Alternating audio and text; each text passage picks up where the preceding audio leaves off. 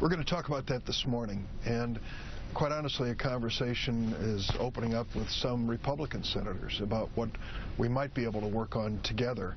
The overwhelming majority of Republican senators that I've spoken to don't support what Ted Cruz is doing on the floor, and they don't think it's good for their party or for our country. They'd like to see us move beyond this threat of shutting down the government and be a little more constructive in dealing with the problems we face. So it's possible you send something back that isn't quote-unquote clean, that isn't just a pure continuation of funding of the government through December 15th, but is a compromise. Who are you negotiating with right now? Is it Senate Republicans like John McCain, Lindsey Graham, Bob Corker, or are you in the middle of negotiating with the House Republican leadership? Well, the most important thing is to fund the government, number one. The period of time, the length of that funding is being discussed. Other aspects may be a little beyond our reach at this moment, but we're at least in conversation, and that's what's important.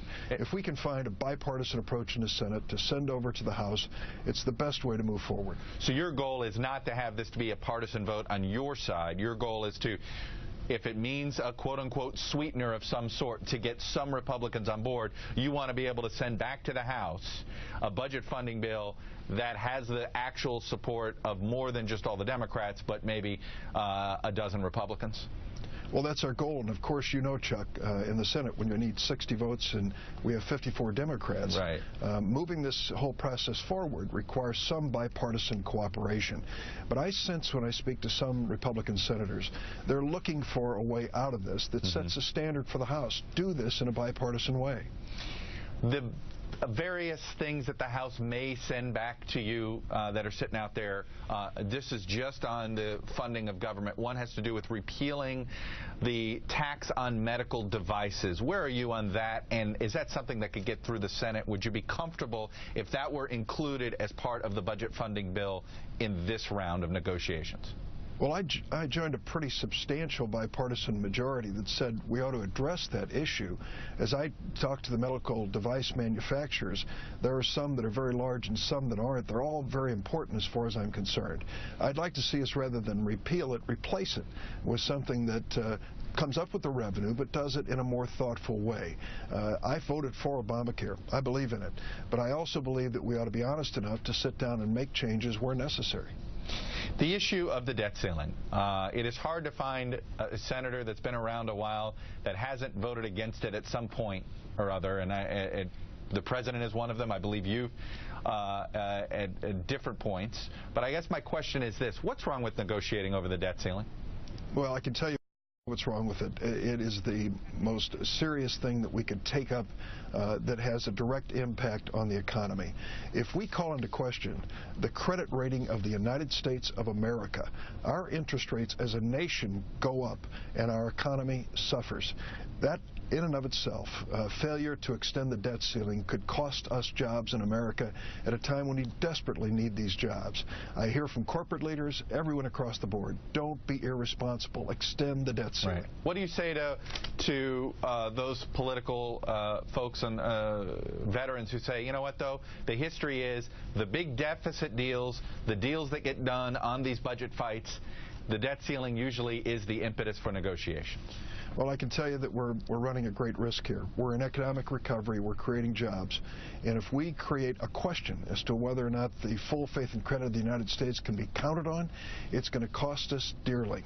You know, I just think playing these doomsday scenarios of shutting down the government, failing to extend the debt ceiling, for a handful of Republican leaders, that may sound like good politics. But for most responsible leaders in both political parties, it's exactly the wrong way to go. Is it it seems to me the most likely scenario in all these showdowns that you guys are having, these political showdowns, the budget, debt ceiling, sequestration's coming up, and I apologize for using that term to viewers, but the idea of freezing some of these spending levels. Is all of this going to continue to be 2-month and 3-month punts where you guys you get to the brink, you don't actually shut down, there's no default, but what you pass is sort of 3 months down the road, you kick the can?